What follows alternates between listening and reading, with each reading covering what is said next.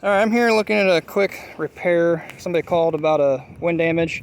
There's no reason this should have blown off. This is just ridiculous. Whoever roofed this, okay, so here's some nails that they put in ridge cap on. So if you pop that out of here, and you look at that nail, that is an 1.25" coil nail. Regular coil nail that they use to put the roofing on. Well, that's okay for the roofing because it goes through a layer in the headlap of shingle and into your wood. Well, on the other hand, when you're going through ridge vent, you're going through the ridge cap, the ridge vent, and then through this layer of shingles, and then trying to get into the wood. Well, when you barely hit the wood like this, it's not going to hold. That's why this is pulling off of here, blowing off of here in wind.